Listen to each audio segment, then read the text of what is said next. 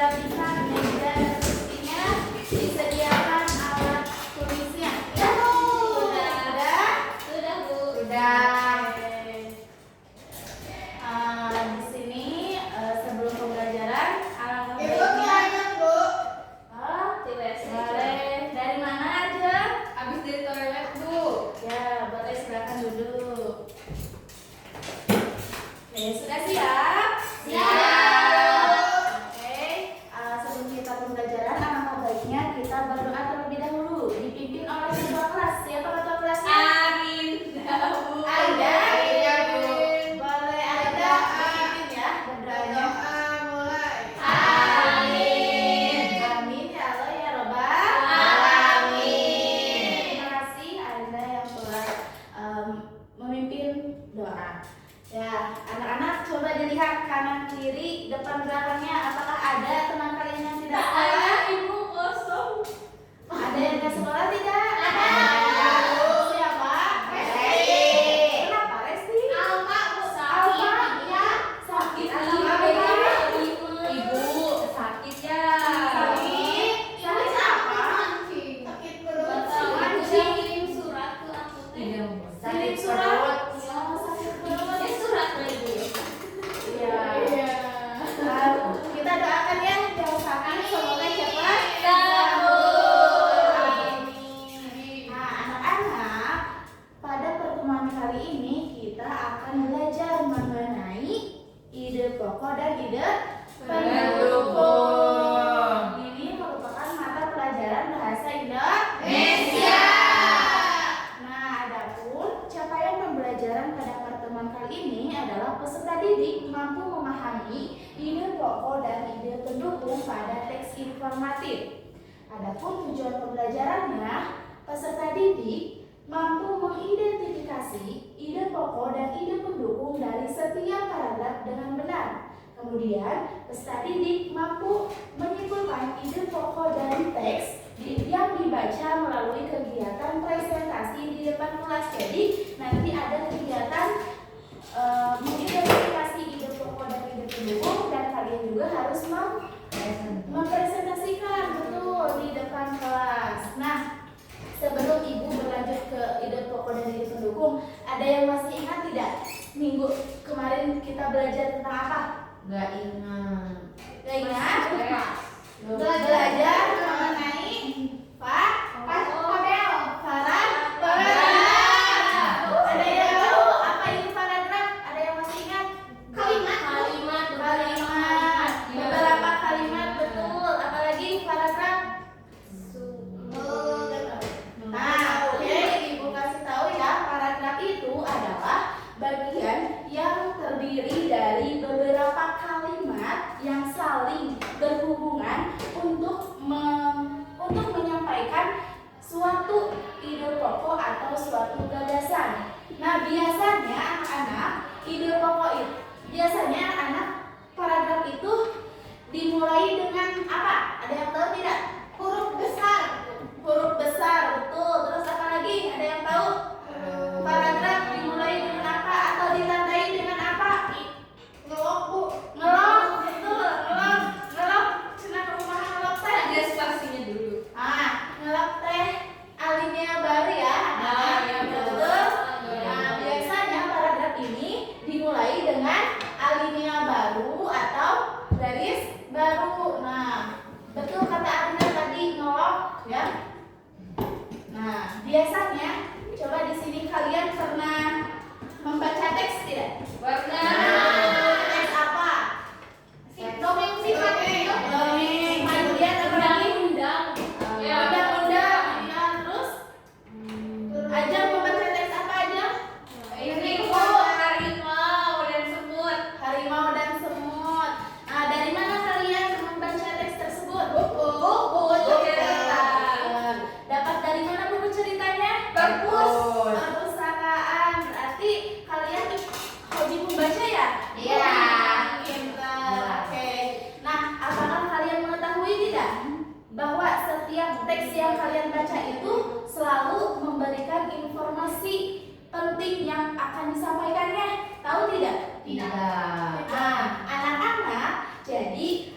paragraf atau teks yang kalian baca itu selalu memberikan informasi penting yang akan disampaikannya. Jadi ada ide pokoknya, ide pokoknya. Ada yang tahu tidak ide pokok itu apa? Itu Bu yang penting-penting. Iya. Nah, di sini pertama. Iya, betul. Ide pokok itu adalah hal utama yang ingin disampaikan. Nah, ide pokok juga disebut sebagai gagasan utama atau pikiran utama. Nah, untuk ide pokok ini terdapat dua, ada ide pokok paragraf, ada ide pokok tulisan. Yang pertama ada ide pokok paragraf. Nah, ide pokok paragraf biasanya dapat kita baca di dalam salah satu kalimat di paragraf tersebut. Kan tadi kalian sudah membaca teks ya? Ya. Nah, dari teks itu biasanya kalian membaca beberapa paragraf, betul? Betul. Jadi dalam teks itu terdapat beberapa paragraf. Coba lihat ini ada berapa paragraf? Dua. Betul, ada dua paragraf. Nah, ide pokok paragraf biasanya dapat kita temukan dalam salah satu kalimat dalam paragraf ini. Nah, biasanya dalam satu paragraf itu terdapat beberapa kalimat. Satu kalimat ditandai dengan apa? Tandai dengan apa? Betul. Tepuk tangan untuk Ida. Ide pokok satu kalimat itu ditandai dengan titik. Nah, untuk ide pokok sendiri bisa kita cari biasanya ada di kalimat utama, kalimat awal, kalimat tengah, atau kalimat akhir. Nah, selanjutnya ada juga ide pokok tulisan. Nah, untuk ide pokok tulisan biasanya ini tidak tertulis ya.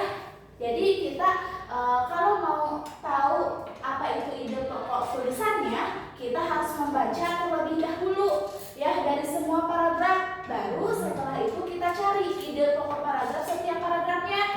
Nanti kita hubungkan dari paragraf 1 sampai paragraf terakhir apakah ada keterkaitannya.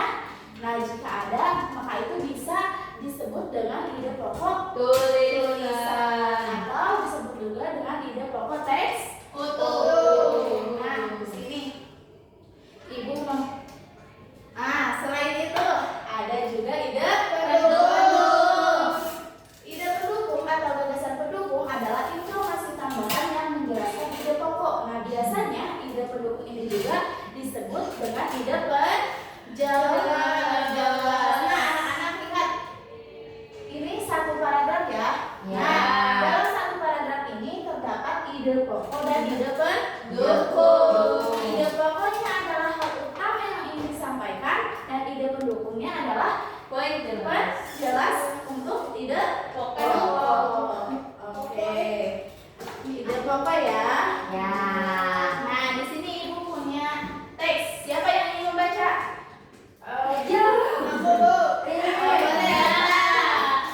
Boleh Rida. Dikenal karena menari. Indonesia memiliki banyak sekali budaya, khususnya tarian. Tarian-tarian itu menjadi ciri khas suatu daerah. Berikut ini dihimpun 5 desa yang terkenal dengan ciri khas tarian dan para penarinya. Oke, satu paragraf terlebih dahulu ya. Coba lihat anak-anak di sini ada berapa kalimat? 1, 2, 3. Ada 3 kalimat. Nah, dari 3 kalimat itu mana yang menjadi ide pokoknya? Kalimat Pertama. Pertama tidak. Ibu akan memberikan kalian contoh.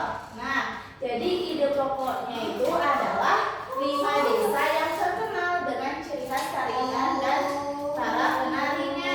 Jadi, nah, kalimat yang ketiga inilah yang menjadi ide pokok. Untuk kalimat itu, nah, untuk kalimat pertama dan keduanya itu sebagai ide apa? Ide pendukung. Oke.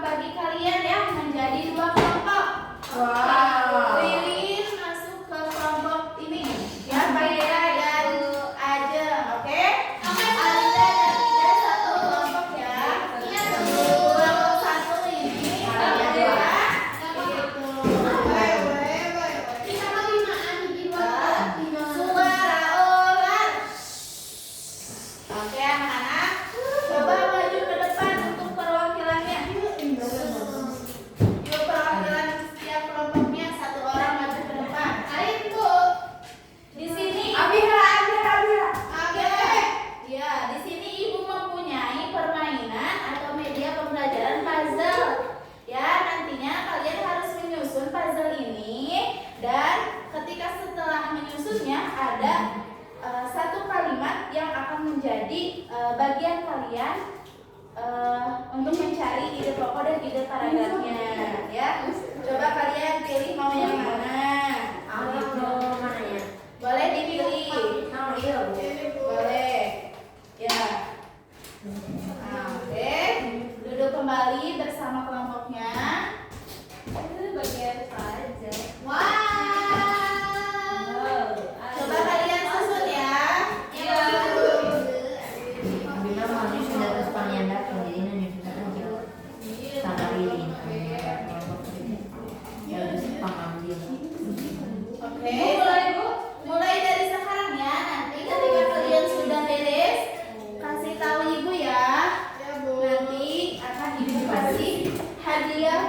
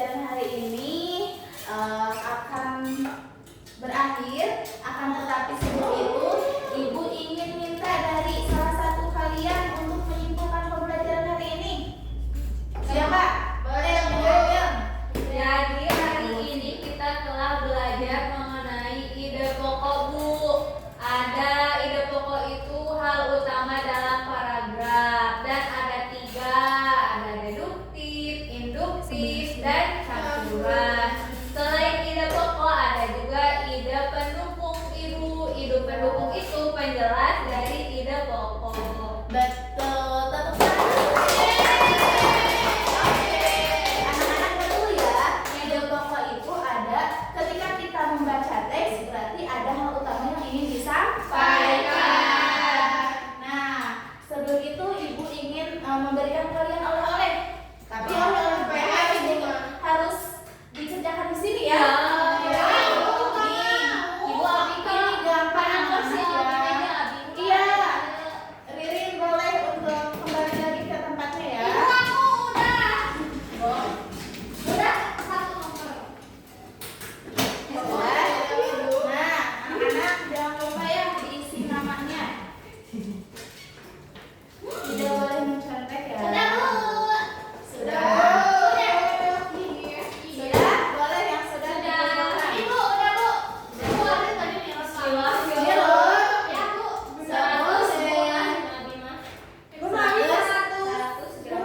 Mudah-mudahan 100 ya. Masih Ya, 100. berarti kalau 100 kalian sudah paham ya. Iya.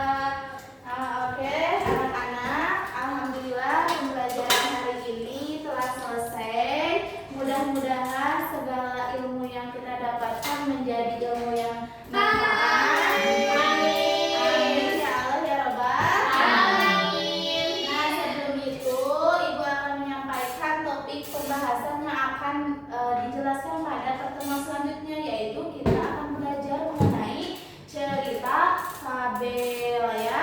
Ya. Oke, anak-anak, boleh untuk pertemuannya ditutup dengan doa dipimpin oleh ketua kelompok kembali. Boleh Arinda dipimpin ke ruang kelas. Alhamdulillahirobbil alamin. Ibu mengucapkan terima kasih banyak kepada anak-anak yang telah memberikan semangat yang luar biasa ya. Ya Bu. Terima kasih. Wassalamualaikum warahmatullahi wabarakatuh.